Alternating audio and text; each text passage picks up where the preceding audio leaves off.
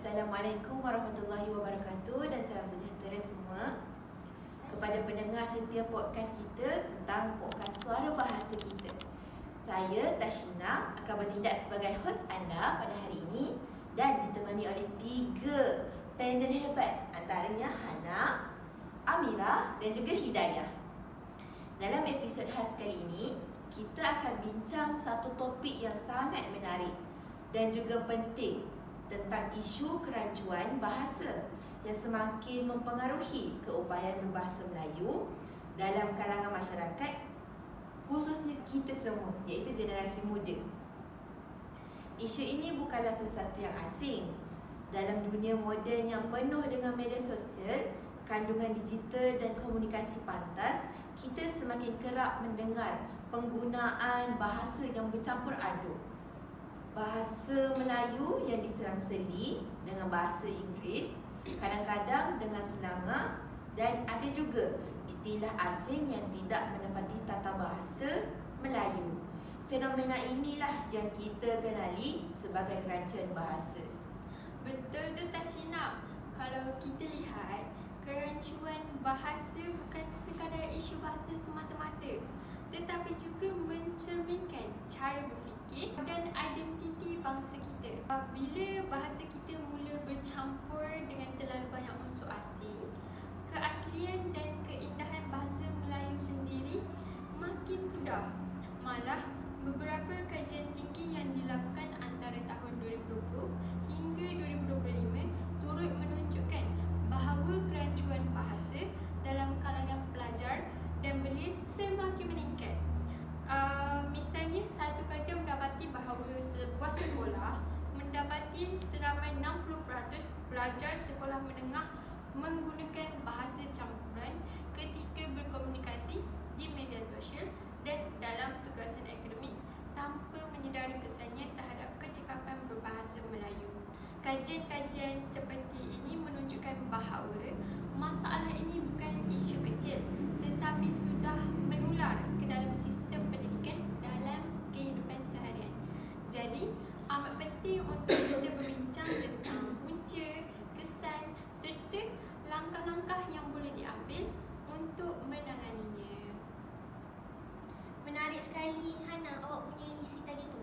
Jadi, saya juga perasan baru-baru ni macam dalam kita punya aktiviti harian. Kalau kita lihat di media sosial seperti TikTok, Instagram, malah WhatsApp juga, pengguna sering menulis dengan gaya bahasa rojak. Contohnya, mereka guna ayat seperti I tak tahulah nak buat this thing.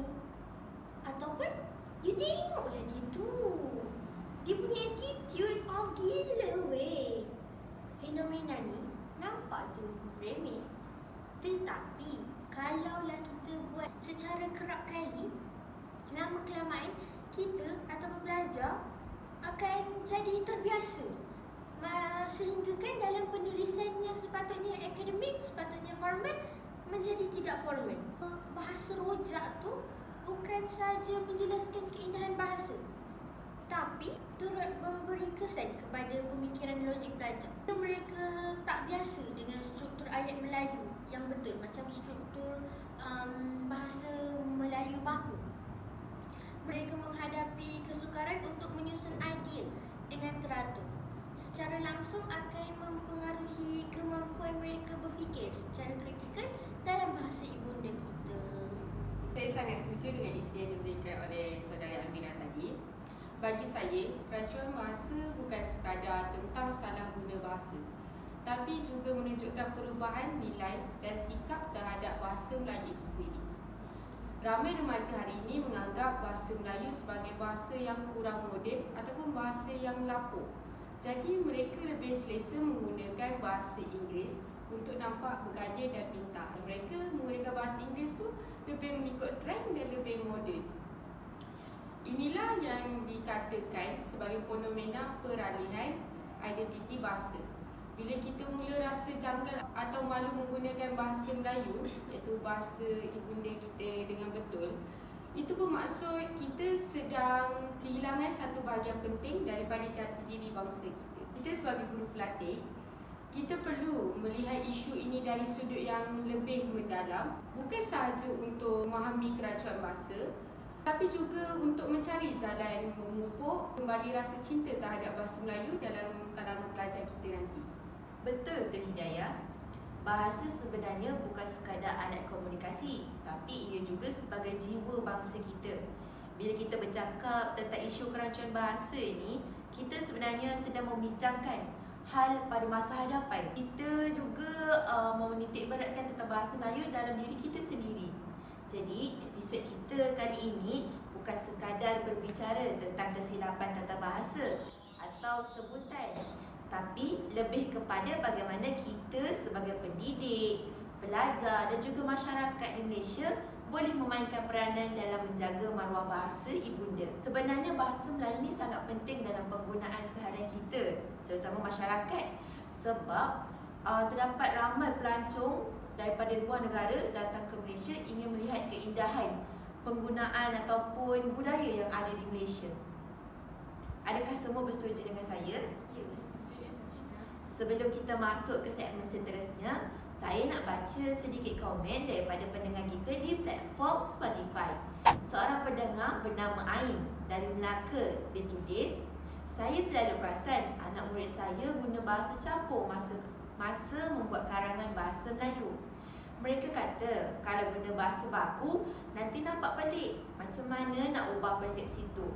Soalan yang sangat menarik. Nanti kita akan sentuh lebih mendalam dalam segmen tentang punca dan peranan pendidik.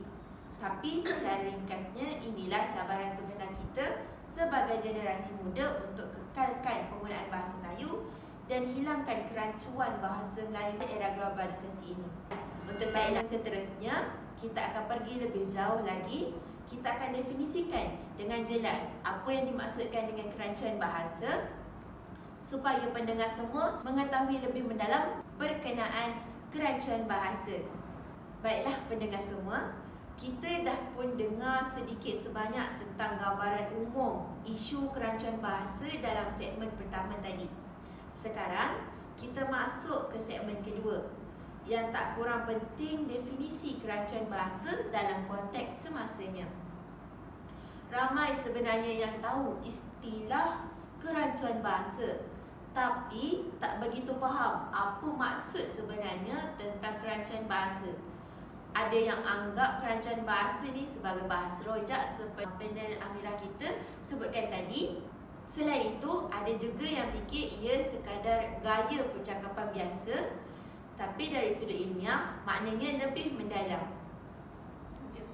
Betul Tashina, dari sudut akademik, kerancuan bahasa boleh difahami sebagai penggunaan bahasa yang tidak mengikut struktur dan tata bahasa sesuatu bahasa secara betul kerana bercampur dengan unsur daripada bahasa lain.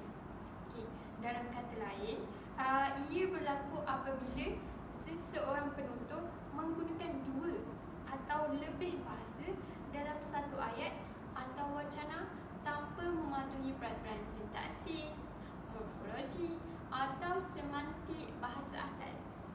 Misalnya, kita sering dengar ungkapan seperti "saya tak sure lah kalau dia datang ke tak" atau "nanti I text you balik, okey?" Inilah bentuk kerancuan bahasa yang paling lazim berlaku hari ini. Menariknya, kalau kita lihat beberapa kajian terkini yang dijalankan antara tahun 2020 hingga 2025, kerancuan bahasa ni dah jadi sebahagian daripada corak komunikasi harian, terutamanya dalam kalangan pelajar universiti dan remaja bandar. Dalam satu dapatan, penyelidik menyebut bahawa faktor utama kerancuan bahasa ialah pengaruh globalisasi dan pendedahan berlebihan kepada kandungan dui bahasa di media sosial. Jadi, ia bukan lagi sekadar masalah individu, tapi fenomena sosial yang sedang membentuk identiti linguistik generasi muda. Okey, Hana. Saya suka penjelasan awak tadi. Saya nak tambah pula daripada aspek sosial. bila kita lihat sekarang ni, sebenarnya kerancuan bahasa ni merupakan satu bentuk penyesuaian diri dalam persekitaran komunikasi yang menjadi semakin kompleks, menjadi semakin sukar. Maksud saya, dunia sekarang ni, dunia teknologi moden, dunia digital, orang maupun kita sekali berhubung dengan pelbagai latar belakang bahasa. Macam contohnya, kalau kita pergi keluar berjalan di Bukit Bintang, kita akan berjumpa dengan pelbagai pelancong daripada negara luar. Jadi kita tak boleh berkomunikasi dengan mereka dengan menggunakan bahasa ibunda kita, bahasa Melayu. Kita perlu menggunakan bahasa Inggeris. Secara tidak langsung dia membuatkan bahasa ibunda kita tu menjadi longgar dan juga bercampur. Namun masalahnya apabila kerancuan ni jadi semakin terbau-bau dalam domen rasmi dan akademik, dia akan menjadikan pelajar mula menulis karangan ataupun surat rasmi ataupun laporan dengan struktur ayat yang salah kerana sudah terbiasa dengan gaya santai di media sosial. Macam baru-baru ni saya pernah lihat di satu hantaran guru di Instagram yang mana menyatakan bahawa murid beliau menulis jawapan karangan bahasa Melayu dengan menggunakan bahasa Indonesia. Macam sepatutnya kita tulis rakan-rakan, sebaliknya murid itu menulis teman-teman. Itu menunjukkan isu kerancuan bahasa. Jadi bila benda ni berlaku, kita boleh nampak dengan jelas kesan terhadap kita punya keupayaan berbahasa Melayu. Bukan sahaja kita jadi suka untuk menulis ayat yang dramatis, tetapi juga kita kehilangan kepekaan terhadap penggunaan bahasa Melayu seperti kesalahan bahasa. Selain itu, dalam satu kajian tinggi yang lain, penyelidik ada mendapati bahawa penggunaan bahasa campuran ni dia boleh menjejaskan kita punya kemampuan untuk bezakan antara penggunaan bahasa rasmi ataupun penggunaan bahasa tidak rasmi. Isu ni sebenarnya amat membimbangkan, terutamanya daripada segi konteks pendidikan kita, kerana pelajar perlu tahu macam mana dan bila untuk menggunakan bahasa Melayu dengan betul. Okey, itu saja. Betul tu Amira, saya sangat tertarik dengan aspek penilaian diri yang kamu sebutkan tadi.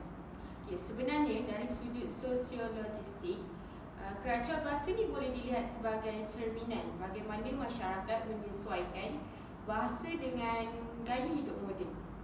Tapi dalam masa yang sama, kita tak boleh biarkan itu jadi alasan untuk merosakkan keaslian bahasa. Okay, kalau kita renungkan balik, bahasa adalah lambang identiti dan budaya bangsa.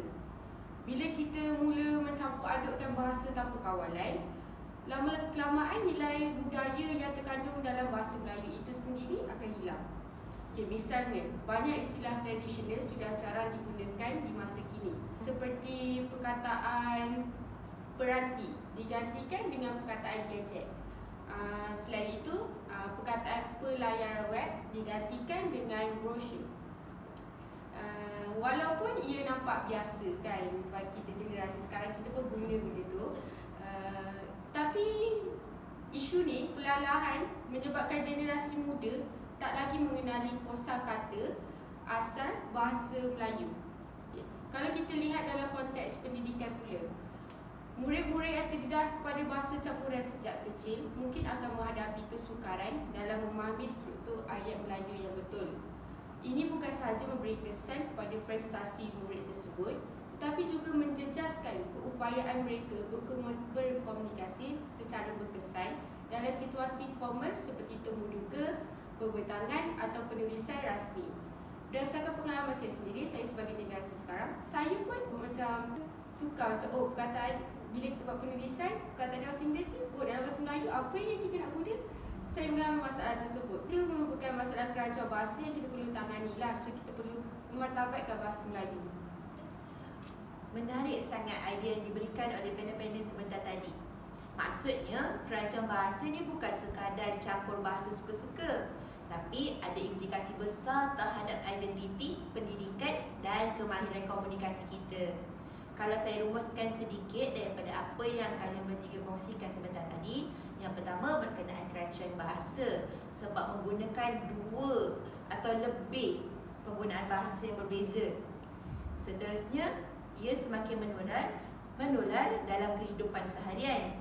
Macam pengunjung datang, kemudian semua masyarakat Malaysia menggunakan bahasa Inggeris dan lemah dalam penggunaan bahasa Melayu. Dan daripada panel kita, yang ketiga, kesannya bukan sekadar pada bahasa itu sendiri, tapi juga terhadap cara kita berfikir dan membentuk jati diri. Jadi sebelum kita lanjutkan perbincangan kita di segmen seterusnya, saya nak baca lagi satu komen daripada kawan kita, iaitu Hakim dari Johor. Dia tulis, saya rasa kadang-kadang guna bahasa campur ni lebih mudah nak faham sebab tak semua orang fasih bahasa Melayu dan bahasa Inggeris. Tapi salah ke kalau kita guna dua bahasa sekali? Soalan ni sangat bagus. Kerana apa? Boleh je kita guna dua bahasa ni. Namun yang buatkan ia jadi salah dalam penggunaan adalah sebab penggunaan tu tak terkawal dan akhirnya jejaskan tata bahasa serta struktur ayat bahasa Melayu itu sendiri.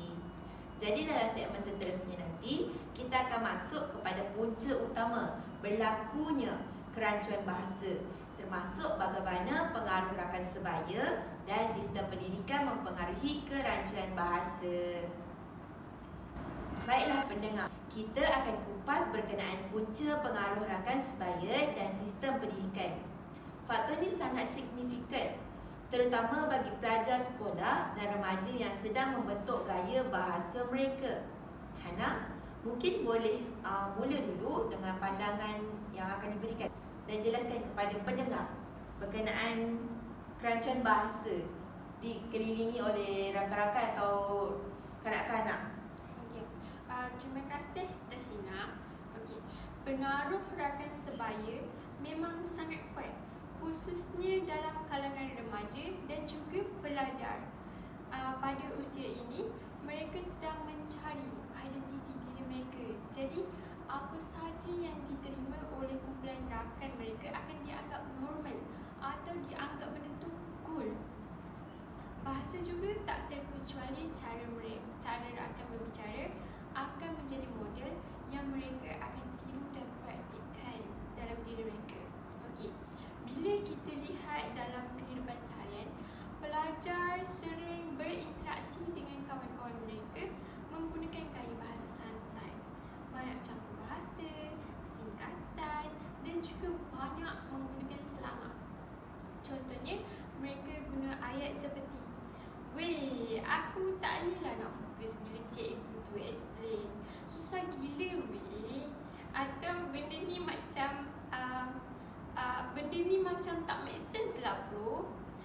Kalau dilihat, ayat ni bukan sahaja mencampurkan bahasa Melayu dan Inggeris, tapi juga memperkenalkan gaya bertutur baharu yang semakin jauh daripada norma bahasa baku.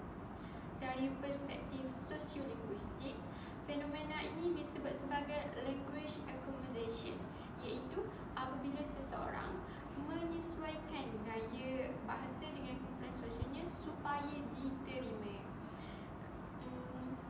Kalau kita kaitkan dengan teori perkembangan bahasa oleh Vygotsky, interaksi sosial sebenarnya memainkan peranan penting dalam membentuk kemahiran berbahasa. Tapi kalau interaksi itu berlaku dalam bentuk bahasa yang tidak gramatis, maka proses pembentukan bahasa pun akan terjejas. Jadi, pengaruh rakan sebaya ni, dia ibarat macam cermin. Dia ibarat cermin kepada suasana sosial. Sebab kalau kumpulan itu terbiasa dengan bahasa rojak, maka seluruh norma bahasa mereka pun akan jadi rancu. Hana, saya sangat setuju dengan apa awak kata tadi, yang kanak-kanak ataupun pelajar ni dia senang untuk terikut-ikut untuk meniru rakan sebaya. Mereka mungkin menganggap ini sebagai cool kerana mengikut rakan-rakan mereka kan. Jadi sebenarnya saya sendiri pernah alami benda ni. Saya bukan nak menuding jari kepada orang lain, tetapi saya juga pernah mengalaminya apabila di sekolah menengah, apabila di bangku sekolah.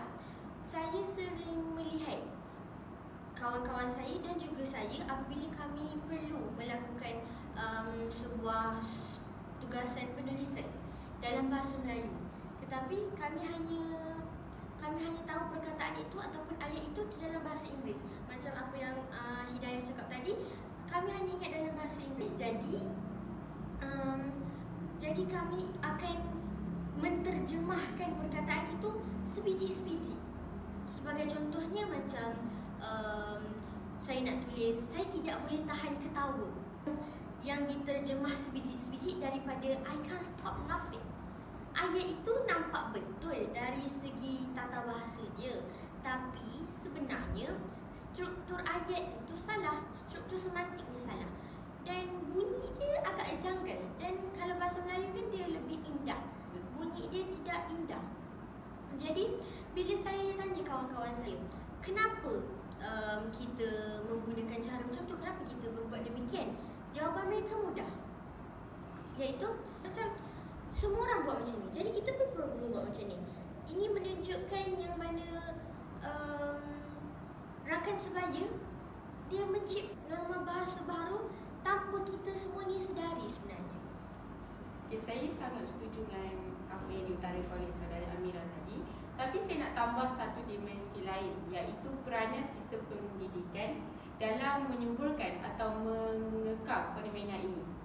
Kadang-kadang tanpa kita sedar, sistem pendidikan sendiri boleh menjadi punca kepada kerancuan bahasa.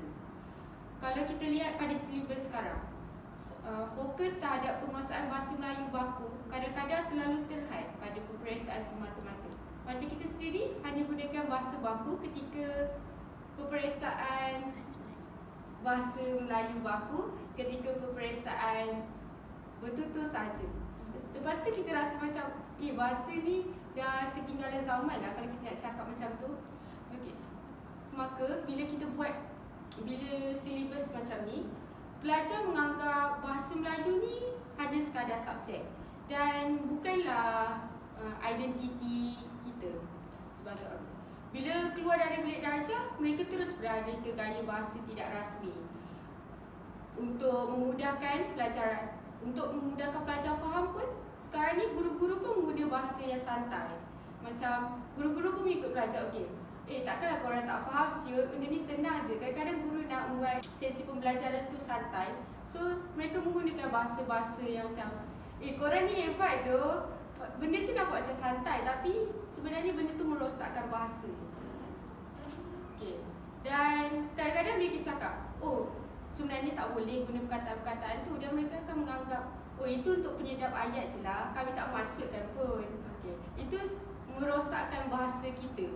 Selain itu, dalam kajian linguistik pendidikan pada tahun 2024 yang saya baca, ada pendidik yang mendapati bahawa sistem pembelajaran yang terlalu berorientasikan keputusan akademik kurang memberi ruang untuk pengayaan kosakata dan kemahiran berbahasa yang kreatif. Murid akhirnya tidak terdedah kepada bahasa yang kaya. Sebaliknya hanya menghafal struktur ayat untuk peperiksaan. Lama-kelamaan apabila mereka berkomunikasi di luar konteks akademik, bahasa mereka menjadi lebih spontan dan bercampur kerana mereka tak biasa menggunakan struktur baku yang indah ni. Bagus sangat pandangan yang diberikan oleh semua pihak sebentar tadi. Jadi kalau kita simpulkan, pengaruh rakan sebaya dan kelemahan sistem pendidikan saling berkait. Rakan sebaya membentuk norma sosial yang menentukan apa gaya bahasa yang diterima oleh persekitaran. Dan juga sistem pendidikan pula kadang-kadang gagal memperkukuh bahasa Melayu baku sebagai bahasa rasmi dan ilmiah. Mungkin boleh diterapkan lagi seperti panel Hidayah berikan. Mungkin boleh adakan penggunaan bahasa Melayu baku dalam sesi pembelajaran dan juga harian mereka. Jadi mereka lebih fasih menggunakan bahasa Melayu.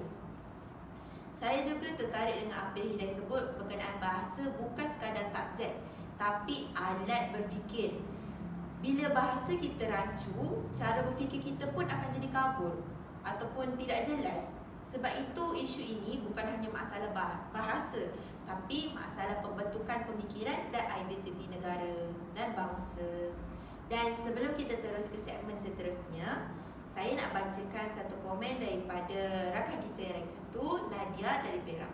Saya rasa kadang-kadang cikgu pun guna bahasa campur masa mengajar. Jadi murid ikut baca benda yang sama. Macam mana nak ubah budaya ni tanpa nampak terlalu kaku? Saya tak perlu nak terangkan lagi jawapan lebih mendalam kerana rakan kita panel Hidayah telah menjelaskan dalam penggunaan bahasa Melayu baku dalam sesi pengajaran. Seterusnya, okey. Terima kasih terus kepada pendengar sedia bersama kami.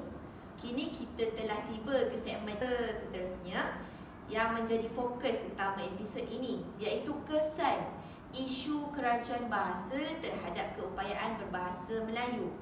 Kerancuan bahasa ini kelihatan kecil tapi dapat memberi impak yang besar kepada kita semua.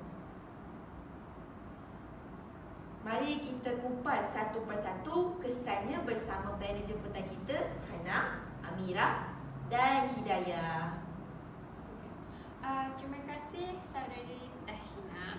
Saya ingin memulakan dengan kesan paling asas namun paling membimbangkan, iaitu kemerosotan struktur tata bahasa dan kosakata penutur bahasa Melayu. Apabila bahasa Melayu dicampur adukkan secara tidak terkawal dengan bahasa asing seperti bahasa Inggeris, struktur ayat yang terbentuk seringkali bercanggah dengan sistem bahasa Melayu. Misalnya, kita sering dengar ayat seperti I dah try banyak kali tapi still tak boleh. Walaupun maksudnya jelas, kita fahamkan maksudnya. Namun struktur ayat tersebut bercelaru dan tidak mengikut susunan sintaksis Melayu yang betul. Fenomena ini menyebabkan penutur semakin kehilangan kepekaan terhadap peraturan tata bahasa, imbuhan dan penggunaan kata sendi yang tepat. Lama-kelamaan, mereka menjadi tidak yakin menggunakan bahasa Melayu baku kerana sudah terbiasa dengan bentuk yang rojak.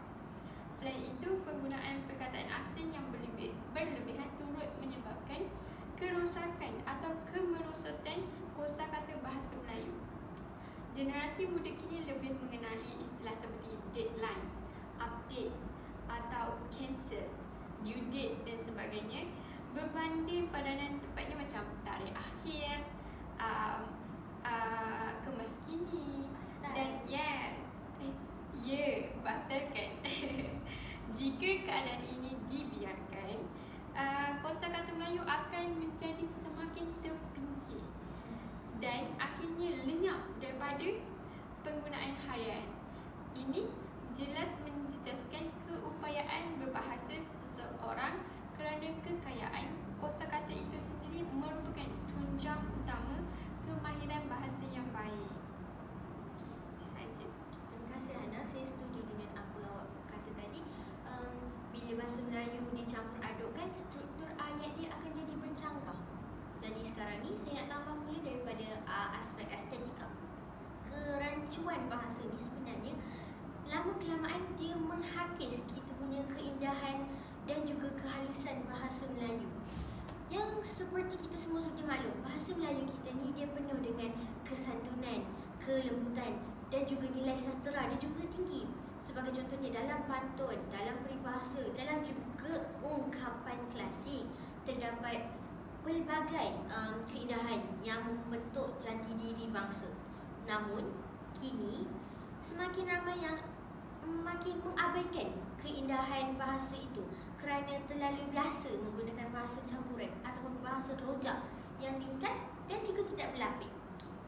Macam contohnya, dahulu kita mengungkapkan terima kasih atas budi dan jasa yang tidak ternilai, namun sekarang dia digantikan dengan thanks a lot for everything.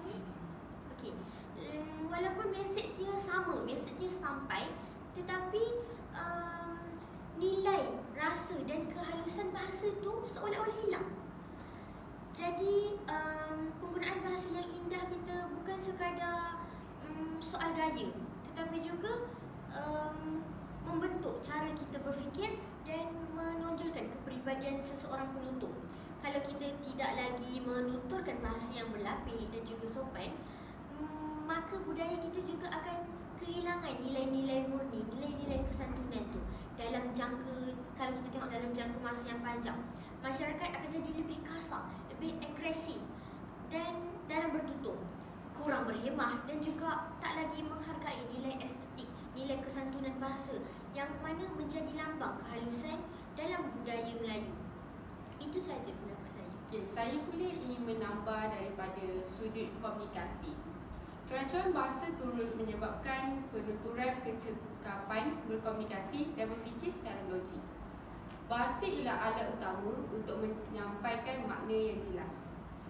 Namun apabila bahasa menjadi campur aduk, mesej yang ingin disampaikan boleh menjadi kabur dan tidak tepat. Dalam perbualan harian, mungkin ia tidak begitu ketara, tapi dalam konteks rasmi seperti urusan pentadbiran, pendidikan atau penyampaian ilmu, kerancuan bahasa ni boleh menimbulkan kekeliruan.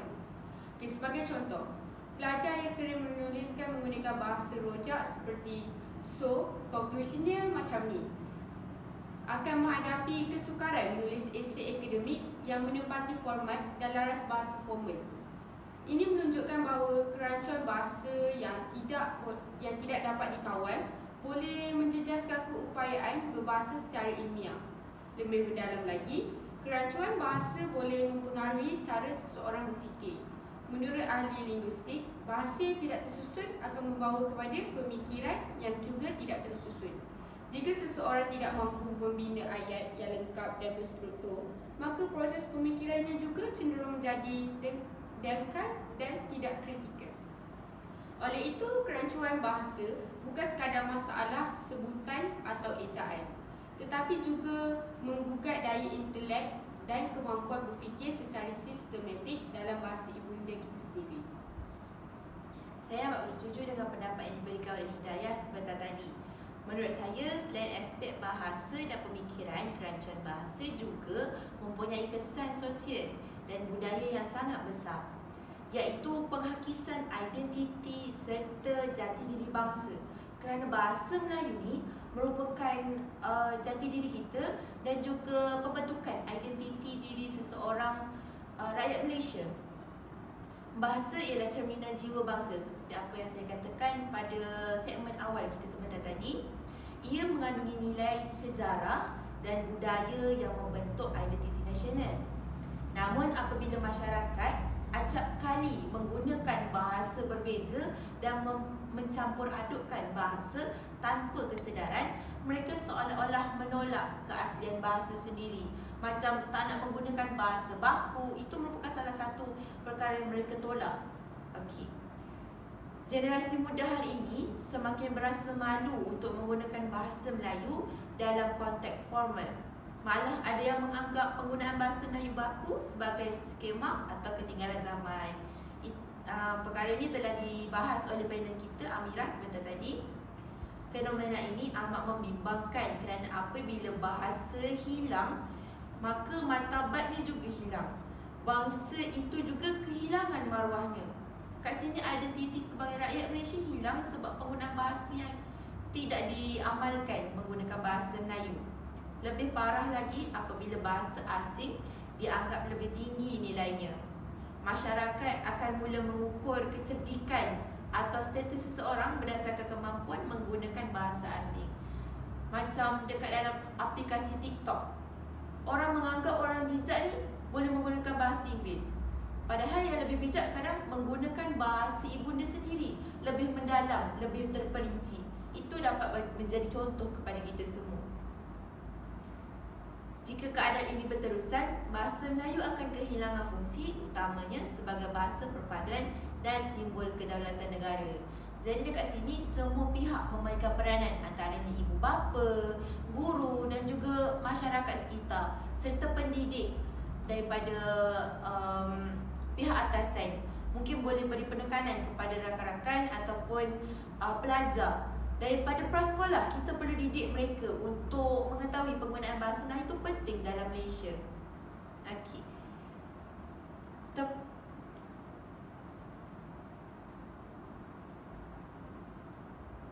Itulah perbincangan mendalam tentang kesan isu kerancuan bahasa terhadap keupayaan berbahasa Melayu.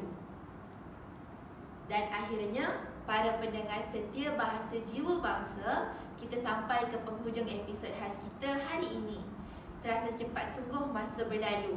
Dari segmen pertama sehingga segmen kini, kita telah menyelami begitu banyak aspek tentang kerancuan bahasa.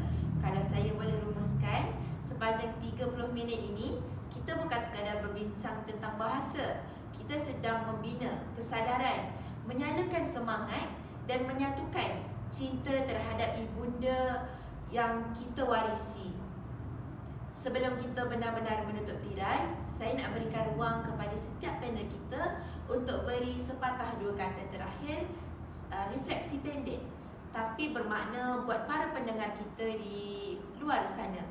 Kita mulakan dengan panel Hana. Okey, terima kasih Tashina.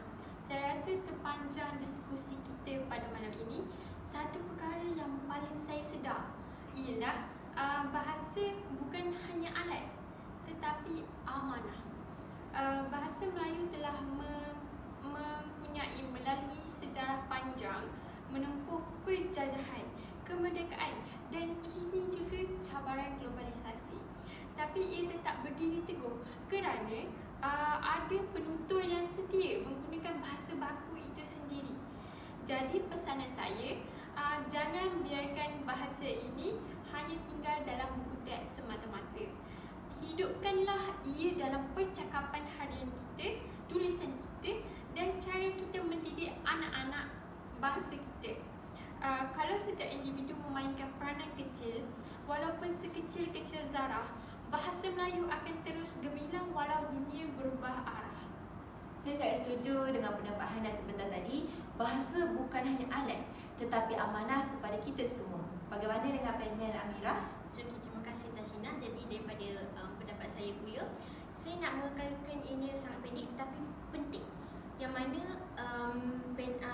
Tashina dan juga Hana pernah katakan di segmen yang awal tadi, bahasa ini sebenarnya cerminan diri kita.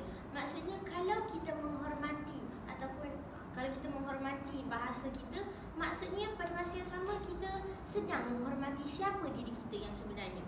Isu kerancuan ni yang datang daripada pengaruh luar, daripada pengaruh rakan sebaya, teknologi, semua itu tidak salah sebenarnya. Yang salah itu adalah kita, kerana kita tidak mengetengahkan aspek keseimbangan. Jadi dengan adanya perkembangan yang moden ni, boleh ada perkembangan moden tapi kita jangan melupakan akar kita, tunjang kita. Jadi saya nak ajak, tidak lupa juga saya nak ajak kita punya pendengar, terutama sekali generasi muda, untuk bangga menulis caption dalam bahasa Melayu apabila ingin memuat naik gambar-gambar di media sosial. Bercakap dengan yakin dan tunjukkan bahawa bahasa ni boleh kedengaran gah dan profesional dalam dunia moden. Bahasa Melayu juga bukan bahasa yang terhasil daripada semalaman, ia juga bahasa masa depan. Kalau kita terus pupuknya dengan kasih dan tanggungjawab. Itu saja. Apa pendapat panel Hidayah? Sebelum tu suka saya tambah, kita di Malaysia ni punya pelbagai kaum. So kita perlulah berbahasa dengan bahasa Melayu yang betul. Kita tak perlulah jika kita cakap dengan orang Cina, kita cakap, you ni lecai, you ni Inah kau berapa jika kita cakap dengan kaum Indah, kita tak perlulah menggunakan slang mereka. Kita perlulah menggunakan bahasa Melayu yang betul. Dan kita perlulah menghormati bahasa kaum lain juga, kerana buat kata patah, kerana mulut badan binasa. Kita tak naklah isu-isu berlaku. So seterusnya saya ingin tutup dengan sedikit renungan. Bahasa ni bahasa yang kita tuturkan setiap hari. Bahasa Melayu ni bahasa yang kita tuturkan setiap hari adalah bahasa yang pernah digunakan oleh tokoh-tokoh besar, pejuang bangsa dan juga ibu bapa kita yang mengasuh kita dengan kasih sayang. Jadi apabila kita berbahasa dengan betul, dengan indah dan dengan hormat, kita sebenarnya sedang menyambut doa dan warisan mereka. Saya harap selepas podcast ini, setiap pendengar akan lihat bahasa Melayu bukan sekadar tugasan atau subjek sekolah, tapi bahagian daripada diri kita. Setiap ayat yang kita sebut membawa makna, dan setiap perkataan yang kita tulis membawa sejarah. Dan setiap kali kita memilih untuk berbahasa dengan betul, kita sebenarnya sedang menyelamatkan warisan bangsa. Baiklah, terima kasih atas sedikit nasihat yang diberikan oleh setiap panel. Maka kami akhiri podcast kami pada hari ini. Sekian, wabillahi taufiq wa hidayah. Wassalamualaikum warahmatullahi wabarakatuh.